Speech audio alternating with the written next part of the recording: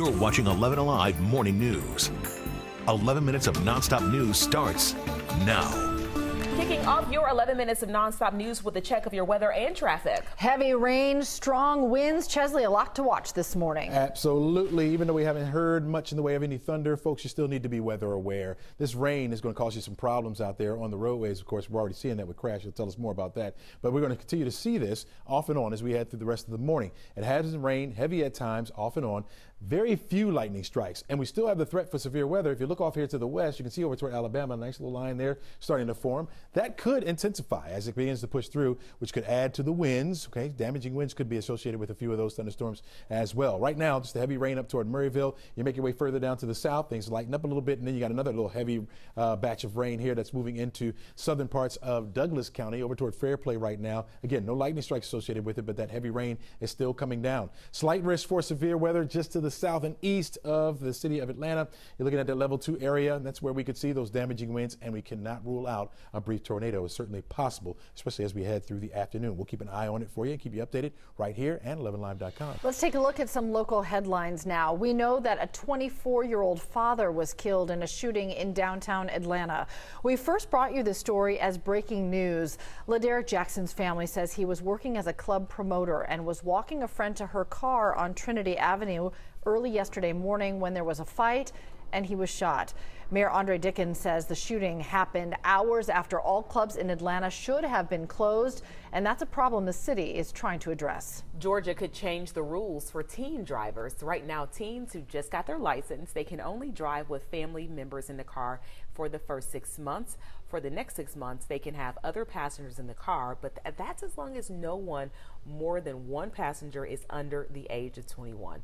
A new bill will make it so that teens can drive with one other person in the car with no restrictions about age. The bill has bipartisan support and has already passed the Senate. It will be taken up by the House this week.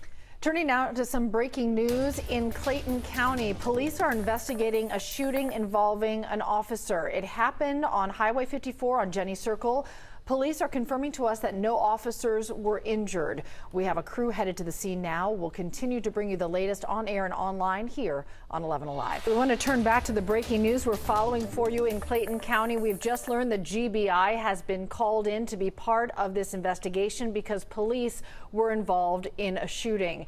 It's happening off Highway 54 on Jenny Circle. Police confirming us that no officers were injured. Again, the GBI is now involved. That's standard procedure when police are involved in these shootings. We have a crew headed to the scene. We'll continue to bring you the latest on air and online here on 11 Alive. Now for a look at what we're following today. President Biden is traveling to Belgium and Poland to meet with NATO and European allies. The emergency summit is hoping to find solutions to bring an end to the war raging in Ukraine. The president is also expected to announce new sanctions against Russia.